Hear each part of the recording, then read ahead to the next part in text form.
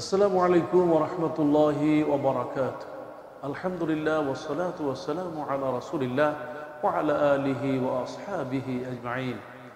সম্মানিত দর্শক শ্রোতা, প্রিয় ভাই এবং বোনেরা, কাছে কিংবা দূরে যে যেখান থেকে দেখছেন সকলেরই দৃষ্টি আকর্ষণ করছি। আপনারা দেখেছেন আজকে একটি ভিডিও ভাইরাল হয়েছে।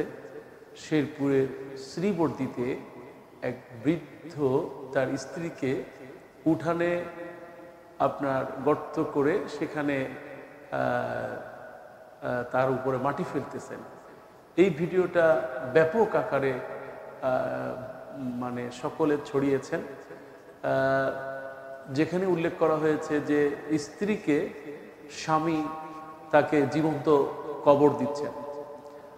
আসলে পরবর্তীতে ঘটনাটা দেখা গেল ভিন্ন।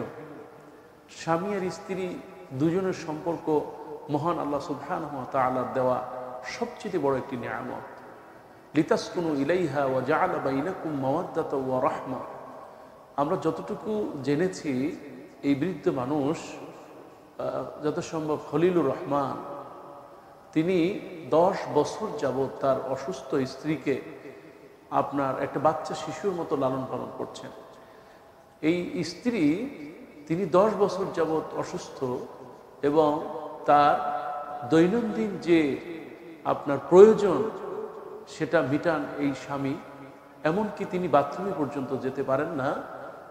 স্বামী তাকে কাঁধে করে কিংবা কখনো হাত ধরে, কখনো কোলে নিয়ে তারপরে তার সেই বাথরুম বা দৈনন্দিন যে গোসল এগুলো তিনি করে থাকেন। আমরা যে ভিডিওটা দেখেছি সেই ভিডিওটিতে আপনারা লক্ষ্য করেছেন যে উনি ছোট্ট একটু জায়গায়, কাউকে কবর দিতে হলে সেটা অনেক বড় একটু জায়গা খুঁজতে হয়, কিন্তু তিনি যে বর্ণনা করেছেন বা তার ভাষ্য যে তার স্ত্রী তার প্রয়োজন সারার জন্য তাকে একটা প্লাস্টিকের আপনার কোমোড কিনে নিয়ে এসেছেন, যেটা তার স্ত্রীকে ব্যবহারের জন্য বলেছেন। কিন্তু দেখা গেল স্ত্রী বিছানাতেই তার সেই প্রয়োজন সেরে ফেলেছেন, তিনি আর ধৈর্য ধারণ করতে পারেন নাই। যে কারণে আপনার স্বামী কষ্ট পেয়ে, যে যার জন্য আমি একটা প্লাস্টিকের কোমোড কিনে নিয়ে আসলাম, সে সইতে পারলো না, আবার তাকে দিয়ে কষ্ট করালো। এই কারণে তিনি রাগ হয়ে মূলত আপনার ক্ষোভের বর্ষে যেই স্ত্রীকে তিল তিল করে তিনি সেবা দিচ্ছেন, শুশ্রূষা করছেন, তাকে খাওয়াই দিচ্ছেন, তার প্রয়োজনে চিকিৎসা দিচ্ছেন, এমনকি তার সমস্ত প্রয়োজন অনেক কষ্টের মধ্যে তা পূরণ করার চেষ্টা করতেছেন। তো পরবর্তীতে দেখা গেল যে এই ভিডিওটা মূলত তার এক নাতি খোকন। আমরা যতটুকু জেনেছি যে এই খোকন সে মূলত এই ভিডিওটা ধারণ করে এটাকে তার ফেসবুক আইডিতে দিয়ে অপপ্রচার করেছেন যে স্বামী তার স্ত্রীকে জীবন্ত কবর দিচ্ছেন। এইটা গোটা মানুষের মধ্যে ছড়িয়ে পড়েছে।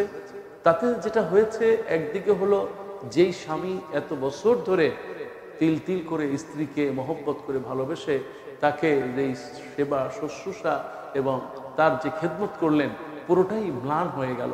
বরং বিপরীতে তার প্রতি একটা ঘৃণা ছড়ালো। শুধু এই স্বামী নয়, বরং এই সমাজে যারা স্বামী আছে তাদের প্রতি একটা বিদ্বেষ ছড়ানো হলো যে স্বামী তার স্ত্রীকে জীবন্ত কবর দিচ্ছে। নাউযুবিল্লাহি মিন যালিক। আর একদিকে আমরা লক্ষ্য করলাম যে এই সমাজের যুবকরা কতটা নিচে নেমে গিয়েছে। ফেসবুক কিংবা সোশ্যাল মিডিয়া তাদেরকে কতটা নিচে নামায় দিয়েছে। বৃদ্ধ মানুষ হয়তো ক্ষোভের বর্ষবর্তী হয়ে যে কাজটা করছিলেন, এই নাতি চেষ্টা করলে তাকে সেখান থেকে সরায়ে বরং তাকে একটু মায়া মমতা দিয়ে এটা তিনি ঢেকে রাখতে পারতেন। কারণ রাসূলুল্লাহ সাল্লাল্লাহু আলাইহি ওয়াসাল্লাম বলেছেন, যে ব্যক্তি তার দোষকে ঢেকে রাখে, আল্লাহ রাব্বুল আলামিন যে তার ভাইয়ের দোষকে ঢেকে রাখে, আল্লাহ পাক তার দোষকেও কিয়ামতের দিন গোপন করে দিবেন। তো বরং যুবক আজকে এমন হয়ে গেছে যে সে বরং এটাকে তার ইন্সপায়ার করছে, যে বরং জাতিকে একটা ভুল মেসেজ দিচ্ছে, যে কারণে গোটা জাতি আজকে আপনার একটা বিভ্রান্তি ছড়িয়ে দিয়েছে। অথচ আল্লাহ সুবহানাহু ওয়া তাআলা সূরা বনী ইসরাঈলের ভিতর বলেন, ওয়ালা তাকিফ মা লাইসা লাকা বিহি ইলম, তোমার যে ব্যাপারে এলেম নাই তুমি সে ব্যাপারে তুমি সেই ব্যাপারে তুমি মন্তব্য করো না। আজকে আমরা আরো দেখি যে মানুষ যে কিছু একটু হইলেই সেটা একটু একটু আবেগের হলেই সেটা সব জায়গায় ছড়িয়ে দিচ্ছে, অথচ তার বাস্তবতা কোথায় এটা আমরা লক্ষ্য করি না। অথচ রাসূল সাল্লাল্লাহু আলাইহি ওয়াসাল্লাম বলেছেন মুনাফিকের আলামত যেই তিনটি, বিশেষ করে ইযা হাদ্দাসা কাযাবা, যখন কথা বলে মিথ্যা কথা বলে। আজকে তার মানে আপনি আপনার ফেসবুকে প্রচার করছেন, শেয়ার করছেন, লাইক করছেন কিংবা কমেন্ট করছেন, এটা আপনি যাচাই বাছাই না করার কারণে অনেকের অনেক বড় ক্ষতি হয়ে যাচ্ছে। আবার অনেক সময় অনেকের উপকারও হচ্ছে, সেই জন্য যাচাই বাছাই করে আপনার শেয়ার, লাইক কিংবা কমেন্ট করা উচিত। আজকে আমরা সমবেদনা জানাই এই স্বামীর জন্য যিনি 10টা বছর ধরে তার স্ত্রীকে ভালোবাসা, মায়া, মমতা দিয়ে তিল তিল করে সেবা শুশ্রূষা করে যাচ্ছেন। আমরা যতটুকু জেনেছি যে খলিলুর রহমান তার 3টি ছেলে মেয়ে, 2জন বিদেশে থাকেন, একটি মেয়ে অন্ধ, সে ঢাকায় ভিক্ষা করে আর দিনে দুপাত করেন। তো এত কষ্টের ভিতরেও 2টি সন্তান বিদেশে থাকে, তারপরেও এই দেখার কেউ নাই তিনি যে এক গ্লাস পানি খাবেন এরকম লোকও তার নেই। আজ সমাজে অনেক জায়গায় এরকম আছে। আমরা আজকের এই প্রোগ্রাম থেকে যে মেসেজটা দিব, খবরদার আপনারা অবহেলা করবেন না। অসুস্থ হতে পারে, রাসূল সাল্লাল্লাহু আলাইহি ওয়াসাল্লাম বলেছেন এমন কোনো অসুস্থতা নাই যে কারণে আল্লাহ পাক তার গুনাহগুলো মাফ করেন না। কাজেই আপনার মা হতে পারে, আপনার স্ত্রী হতে পারে, আপনার স্বামী হতে পারে। অনেক স্ত্রী আছে তারা স্বামীকে খুব অবহেলা করেন, অথচ আপনি একটু তাকান আইয়ুব আলাইহিস সালামের দিকে, তার স্ত্রীর দিকে তাকান, যাকে আরব বিশ্বে রহমা নামে পরিচিত, বাংলাদেশে আমরা যাকে বিবি রহিমা নামে পরিচিত, একটু তার দিকে তাকান, তার স্বামীর জন্য কতটা আপনারা কষ্ট করেছেন। এরকম অসংখ্য ঘটনা আছে। তো যে সমস্ত স্বামীরা স্ত্রীকে এভাবে বৃদ্ধ বয়সে কিংবা পারিবারিক সহযোগিতা করছেন কিংবা বিভিন্নভাবে সহযোগিতা করছেন, আল্লাহ পাক কিন্তু তাকে উত্তম যাজা দান করেন। এবং ঘরের ভিতরে বৃদ্ধ মা বাবা, স্বামী স্ত্রী পরস্পর কিন্তু পরস্পরের ভালোবাসার জন্য আল্লাহ সৃষ্টি করেছেন এবং একজন আরেকজনের পরিপূরক, একজন আরেকজনের ভালোবাসা। সেই জন্য আমাদের মেসেজ থাকবে এটাই যে আসুন আমরা বিভ্রান্তি না ছড়িয়ে বরং ভালো কিছু সমাজের জন্য প্রচার করি, আর যাদের সংসারে এরকম অসহায় কিংবা অসুস্থতা যারা আছে তাদের ব্যাপারে আরেকটু সচেতন হই। আর বিশেষ করে যুবক যারা, তাদের ব্যাপারে বলবো, যুবকরা খবরদার, তোমরা তো পচে গিয়েছো, তোমাদের মানসিকতা মরে গিয়েছে।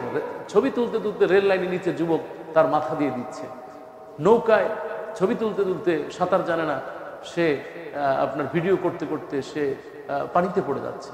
এরকম অসংখ্য ঘটনা, লঞ্চে যাচ্ছে সাঁতার জানে না, এক কোনায় দাঁড়িয়ে ভিডিও করছে, লঞ্চ থেকে নদীতে পড়ে যাচ্ছে। এসব অসংখ্য ঘটনা। কাজী যুবকদের সচেতন হওয়া বড় প্রয়োজন। আল্লাহর কাছে সাহায্য চাই। আল্লাহ রাব্বুল আলামিন এই শেরপুরের এই পরিবারটিকে রহম করুন। আল্লাহ রাব্বুল আলামিন তাদের যে অসচ্ছলতা, আল্লাহ তাদের এই অসচ্ছলতা কাটিয়ে দিন। প্রতিটি পরিবার ভালোবাসা, মায়া, মমতা আর আল্লাহর দয়ায় ভরপুর হয়ে থাকুক। আমিন। আসসালামু আলাইকুম ওয়া রাহমাতুল্লাহি ওয়া বারাকাতুহু।